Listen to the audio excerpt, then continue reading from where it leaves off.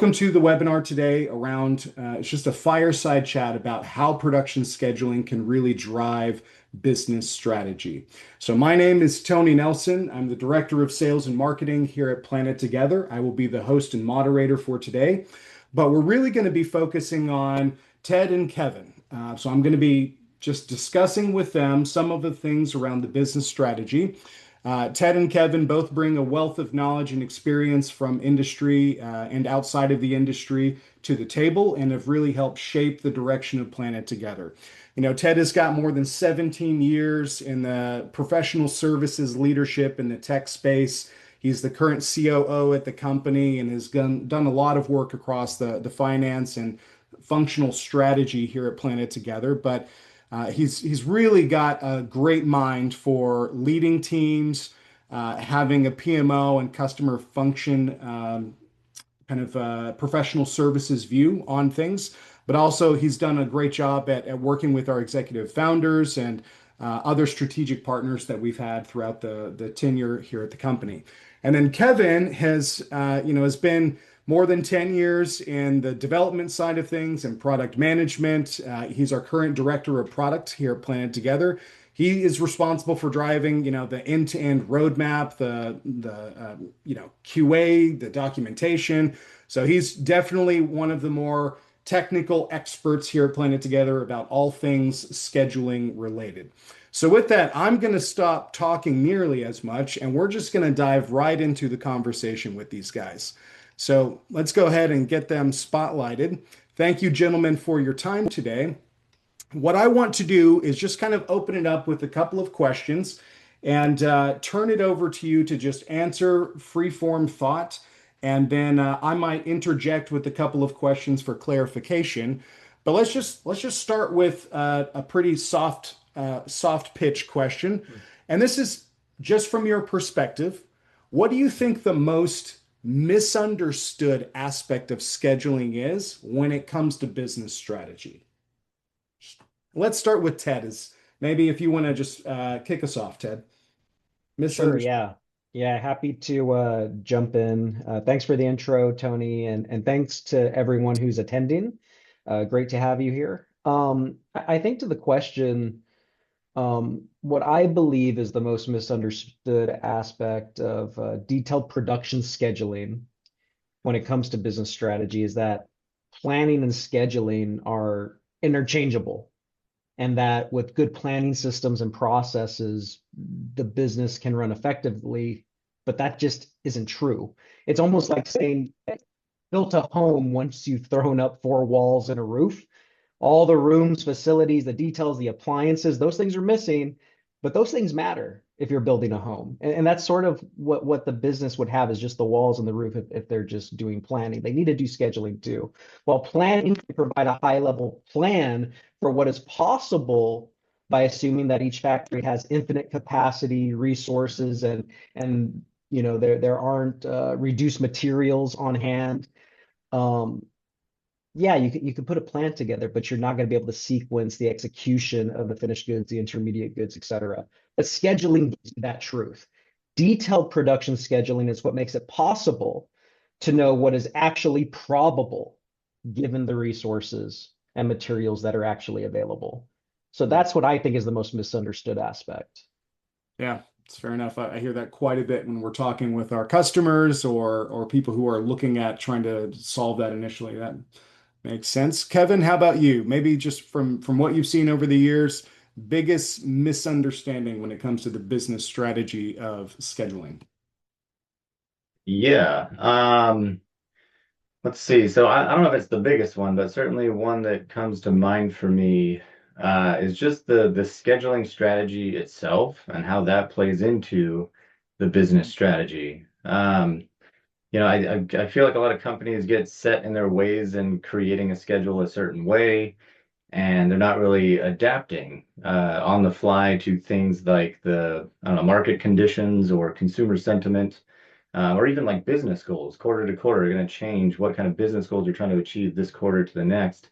The schedule on that is happening on the shop floor, the execution of the production of goods on the shop floor really needs to be reflective of all of these different factors. And so you really got to consider how and when might be a good time to change up your scheduling strategy in order to maybe next quarter, you know you have a big order coming in that's going to take up 1 or 2 months. It's going to be a high priority. You got to make sure you adjust your scheduling maybe now ahead of time if you can, and certainly for that quarter to make sure you reach those goals and those metrics you're shooting for. So I guess just being fluid and ready to adapt your scheduling strategy instead of sticking with the same thing month to month or quarter to quarter, however frequently you see things changing. Yeah. Okay, well let's expand on that a little bit. One of the things that you hit on was you said, market conditions can change. Let's use something like I don't know, a global pandemic that we had not too long ago. That was a pretty big market condition change for a lot of companies. So if we think about kind of the macroeconomics or, tariffs recently have been another thing, or a war that's going on, supply chain challenges that can pop up. Though, how do we kind of account for some of those critical market condition changes that are just really difficult to get right? Wonder maybe some of the ones that you all have experienced. And if you just want to continue on that thread of thought, Kevin, since you brought it up. Yeah, yeah. Yeah, things are certainly unpredictable, right? Certainly uncertain. Yeah. It could be as extreme as the, pandemic or even all the tariffs that are being rolled out and constantly changing and just very unpredictable. Um, or even like a social media influence could actually impact, what products are hot now and which ones need to be Yeah. readily available for consumers. And so I think you just have to be in a position where you're ready to be flexible, right? It's hard to plan too far into the future with much reliability with all these unpredictable things and unpredictable nature of the environment. And so especially if you have a tool like APS and PlanetTogether, you can run what if simulations. Like hopefully you're able to get ahead of these things a little bit. Either think ahead, what if this condition were to happen? You can just open up a new scenario within your platform. You change the data model a little bit, change your optimization factors, and produce a new schedule according to how you think conditions might look next month or next quarter.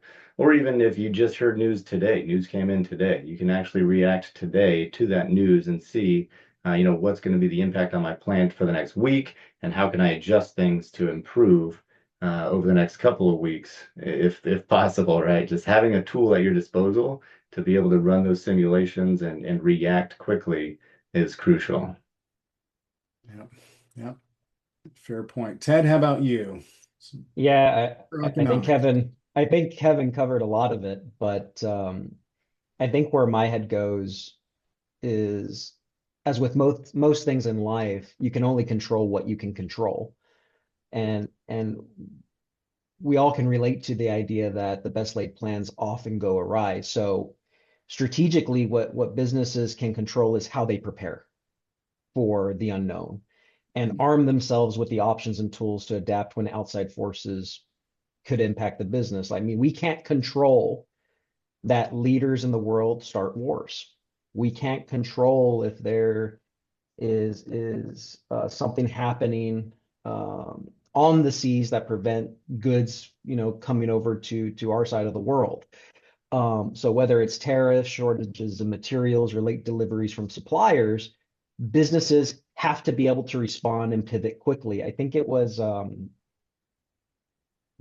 Benjamin Franklin. People can correct me if I'm wrong, but he said an ounce of prevention is worth a pound of cure. So that's sort of where my head goes, is this is what businesses need to do.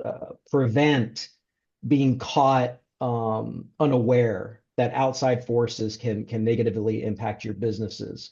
With the right planning and scheduling tools, a business can identify alternate sites, routings, and orders to make the most of bad situations. So if you have the tools and the visibility, you're doing well. But if you don't, you're flying blindly. Yeah.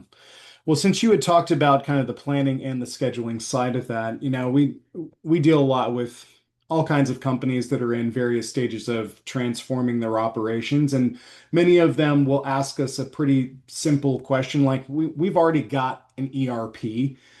And when they say that kind of statement, what do they typically not understand or maybe misunderstand about the kind of scheduling gaps that exist if they only do things from a planning perspective? And we'll maybe start with Ted, since you mentioned that, kind of kick it off or expand on that thought. Yeah, sure.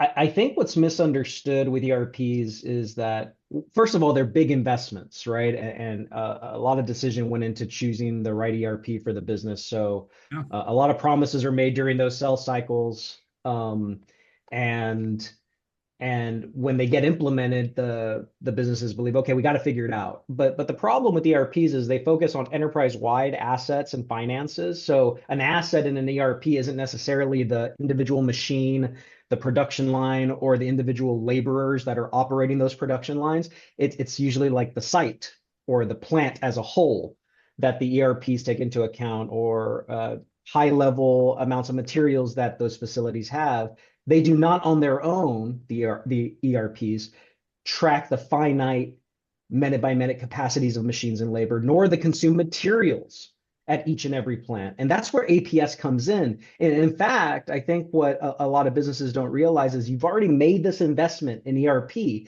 One way to amplify the return on that investment is by getting complementary systems like an advanced planning and scheduling system, because the ERPs can now ingest the data that they don't have, that the APSs do, to provide users with the goings on at the plant.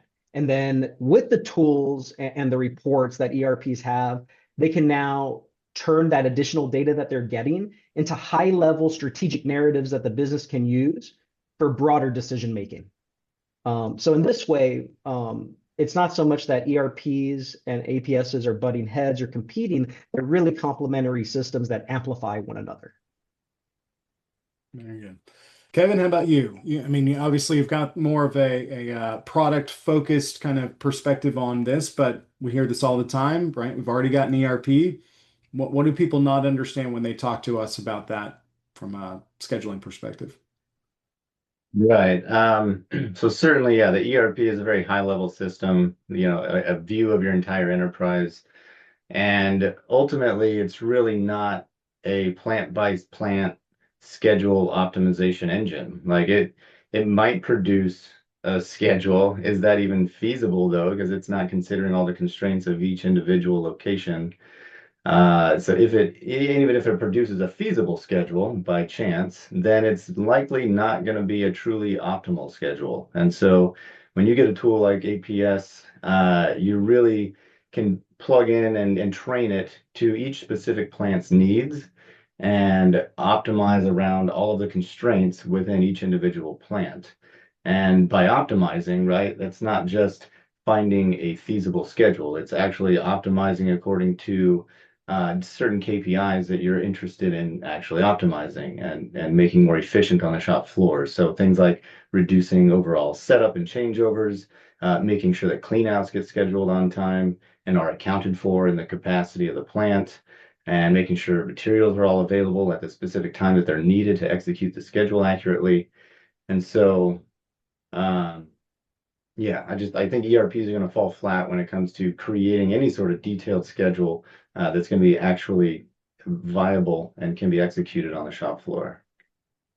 Okay, fair enough. Fair enough. Those are valid critiques of an ERP. They're great at what they do, but scheduling just is not typically the core focus of their operations, and that's okay. It was never meant to be that way, and that's fine. Let them excel at what they do really, really well. I want to maybe go down a path where we're going to get a little more practical with a story. Can each of you think of maybe an example where better scheduling helped one of our customers with their strategic decision making? So something more tangible that we can actually point to. Maybe Ted, if we want to kick it off with you and then hand it over to Kevin. Sure. Thoughts there? Yeah, I think the one that I go back to, um, pretty quick for me to go through it. It's we have a customer in the CPG space that when they originally came to us, um, they were dealing with frequent setup and changeover times across, it was like 200, 300 machines. Um, and prior to implementing PlanetTogether, the customer schedulers would schedule based on the highest order priority. That was really what they focused on. Hmm. But they didn't necessarily take into account the balancing of the efficiency of the machines when making those decisions. So that led to OEE rates that were unacceptable to the business, and that's why they started looking for detailed production scheduling to help them with their sequencing and how they would do their sequencing. After implementing PlanetTogether APS, the customer was able to achieve machine downtime and changeovers by more than 7%, which, and this was in their words, resulted in millions of dollars in throughput and a significant reduction in revenue at risk. So that's one that stands out to me because even below a 10% difference in throughput pays for PlanetTogether many, many, many times over. Yeah. Yeah, that's huge. Sometimes like 7% may not sound like a lot, but when you're talking in the scale of millions of dollars in throughput, that is a significant change in a factory if we were to really zoom out and look at a whole operation. So it's pretty incredible. Kevin, how about you? Any stories come to mind that you can think of? Yeah. And speaking of throughput, I get to go through a bunch of case studies all the time to see how our customers are using and benefiting from our product. One that I read recently was from one of our food and beverage customers. And so they came to us, they had all kinds of issues, a pretty long laundry list of problems with their factory floor, but mostly it all revolved around like struggles with last minute changes, like on things that are happening today and tomorrow on the shop floor because they scheduled things that couldn't actually be executed. They weren't actually modeling a schedule according to constraints. And so they'd have to change things last minute, try to improvise. That would cause them to perform a bunch of extra setups and changeovers that were, too frequent and unpredictable. And not to mention the scheduler themselves had to spend hours and hours each week just to produce a schedule, only to find themselves spending several more hours trying to scramble to fix it when things like this came up. And so they reached out to us with a pretty strong use case where we need scheduling. We need advanced detailed scheduling to make sense of our operations here. Once we were fully implemented in both of their factories, they reported back to us 6 months later that they have increased throughput by 25% combined between the two factories. And for them specifically, that equated to $10 million in increased revenue over the course of the year, if they were talking about increasing productivity by 25%. So just by implementing PlanetTogether and having this tool, it allowed them to not just schedule much faster, right? It gives back a bunch of time to the scheduler themselves, but also a lot more accurately so that they can actually execute the plan on the shop floor, not have so many disruptions, and get more product out the door and out the factory. Interesting. That's a gigantic optimization of a Yeah. factory, 25%. That's Yeah. a lot of I was extra, surprised by that one. a lot of extra product cranking out of the same place with the same people and the same machines, just different sequencing. That's wild.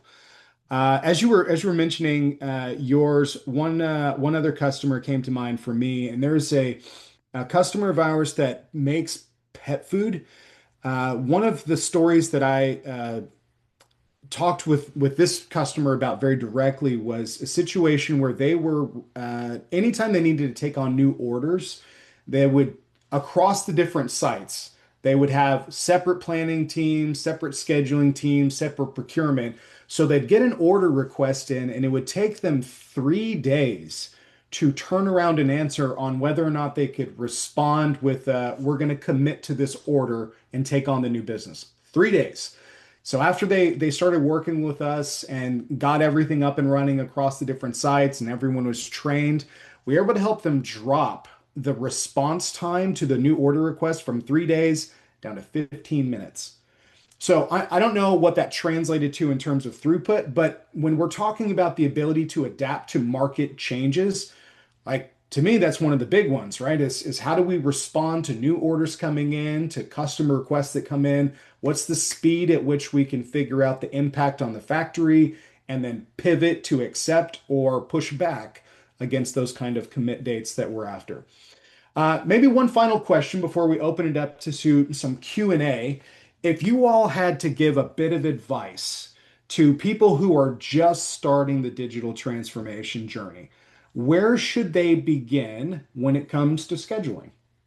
Kevin, I'll let you kind of continue on since you were the last one to talk. Where should somebody begin if they're in the beginning stages?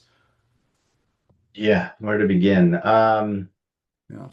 And if you're talking about digital transformation as a whole, I guess we could tie it into scheduling too, but you really you need to be selective about the digital tools that you're implementing in your plant. So um, or in your, in your organization as a whole, not just a plant. But you really want to, I guess, figure out a good way to like marry or join your systems that you're implementing to the processes that you're executing on the floor and within your organization. And so, I guess you want to make sure that you clearly define your processes and document them, and I guess your strategies within your organization, and maybe even call out some things that you wish to change with your digital transformation. Like, what are you trying to achieve? And then when you evaluate the tools that you select, the ERPs, the APSs, and maybe an MES systems that'll help you execute that vision, you want to make sure that you're checking the boxes like this tool is going to achieve this, that, and the other for my organization.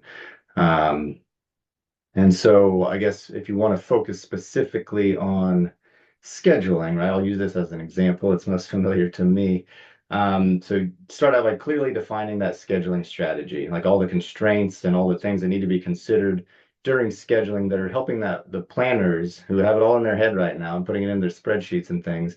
What do they need to choose and decide? How do they make their decisions, I guess, to make an accurate schedule?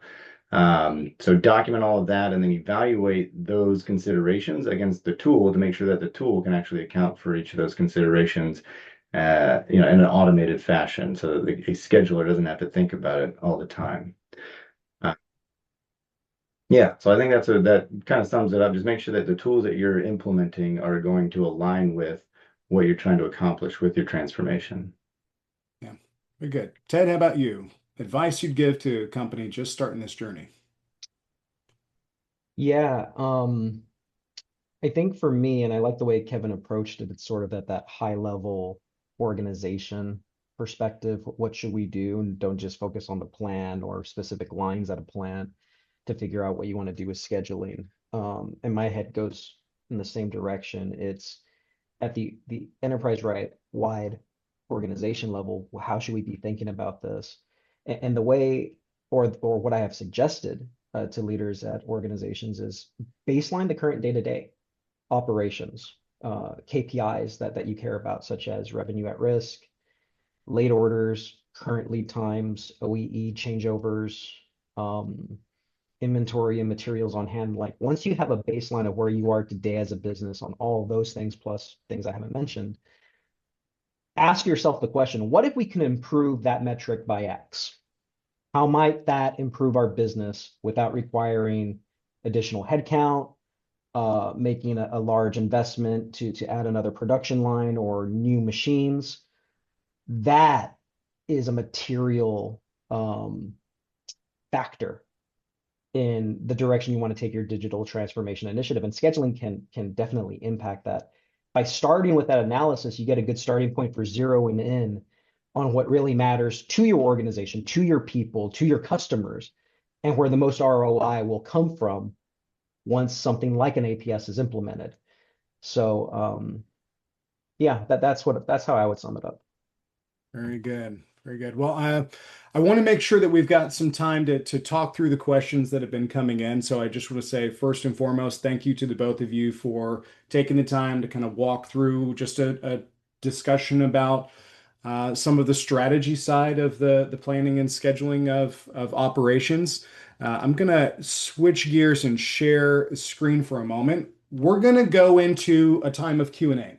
So I've seen that we've got some questions that have come in, but I know that we're also streaming this on LinkedIn. So if there are questions that have come in there, Ollie, if you could let me know. Here's kind of a grouping of things, really focused around people that are transitioning from Excel. The general thought in some of these questions are, providing some common mistakes that people make when transitioning from Excel into more of an APS kind of a solution. What are some of the common pitfalls that you see when companies are making that transition, and how would you suggest people avoid those mistakes? I can I can start, Tony. Um, I think one of the big ones that I see post execution of a contract, or even before the contract signed, but the customer wants to start talking through what does the implementation process look like? This is what we expect when we're going to launch, et cetera, is expecting their legacy processes, how they've scheduled in the past, to fit with these newer, more robust APS systems like PlanetTogether. Look, you've been scheduling in Excel. You've been doing things on post-it notes and whiteboards. What has worked in the past is not necessarily the best fit for the tool that you're implementing, the platform you're implementing for the future. There's so much that a good APS system brings to the fore that you don't have to do X, Y, and Z like you used to do with Excel or post-it notes or whiteboards. So pairing the APS tool with a great consultant. We have great partners within our global delivery network. We also have our own professional services staff with manufacturing experience too on hand to help advise. Look, if you did X in the past, you're going to do Z in the future, and it's going to save you time. To Tony's example, what used to take 3 days, it's going to take 15 minutes now if you're willing to break the mold. So I think that's the first big mistake that I would mention that companies make. Kevin, did you have one? While I continue to think of another one? Sure, yeah. So another one that kind of comes to mind for me is just be prepared with maybe one or two dedicated team members, resources to oversee the project and really drive success and motivate people to get things done quickly and accurately. So having a project team behind the implementation and the rollout of this is pretty essential. Otherwise, if you leave it up to one or two people, they might be their secondary priority or tertiary priority. They're not going to really execute it well and implement a solution that's really going to make a big impact. But um, between that and there's actually one more that came to mind too, is just cleaning up the data, like preparing data, because if you don't have good data to import into your APS system, then it's not going to be able to execute your plan for you either. So um, making sure you have accurate, run times and routes and setup times and some sort of matrix of setup times if necessary to make sure that you can import that all into the APS system to get the accurate schedule from the data. Well, and I would piggyback on that. We actually have an APS readiness guide that I believe Tony can help folks get a handle on it. And that's one of the considerations is like, do you have this data ready, right? I think the gist of it is, if I had to sum that up, is make sure you have the executive sponsorship on the customer side, that from the top down, if something's needed to get the APS deployed appropriately, such as data cleanup and hygiene, that we can move on those things, because it's garbage in, garbage out. We've all heard it, whether it's ERP implementation, MES implementation. It's really true. If you're going to give us garbage, then you're going to get a garbage schedule. So, or no schedule at all. So, I would certainly agree with that. And I would encourage folks that if you're looking to figure out how do we know we're ready, we have an asset that we're very happy to send along. Yeah, yeah, and I'll kind of touch on that in just a moment. One final thought on the data side of this, because I run into this a lot with when talking with our customers, is if you're in Excel, there's likely a lot of things that your scheduling team is doing that's in their brains, but it's not actually documented anywhere. That's a really good example. I don't know, changeover times or clean out durations, alternate routes. Those are pretty common things that just are not factored in as part of the planning process inside of ERPs. So they end up getting maintained in Excel or just in people's brains. So you've got to, to Kevin and Ted's point, we have to be able to document that stuff in some way. And that is often overlooked when you're making the migratory process from Excel into an APS. So I would say start with that stuff. And to kind of wrap up with one final thing that Ted had mentioned, we put together an APS readiness ebook for companies that are beginning that journey and they're trying to figure out whether they're actually ready to take on production scheduling at the next level or not. So this is a 20-page document that our director of professional services and myself, we reviewed a lot of implementations and kind of looked at what are the most common roadblocks that occur in a project. So this is not even necessarily specific to PlanetTogether APS, but just in general, how does your team prepare, organizationally speaking, to take on a project like this and achieve the best results? And there's, some really critical areas, 5 different pillar areas that we discovered in that analysis. And we give you some very tactical and practical ways to go approach each of those. And then just get yourself ready before you ever engage with any kind of transformation project there. So we're going to send this out to you as an asset. Your team can review it. If you'd like to have a debrief with our team, we're happy to walk you through kind of how to go from whatever score you're currently at into the next phase and really just provide sort of that consultative perspective on how to set yourself up for success. So with that, I appreciate your time today. I know we've gone over by just a couple of minutes, but hopefully you have found this valuable, and we'll send out the recording when the webinar is all wrapped up. Ted, Kevin, thank you for the time today.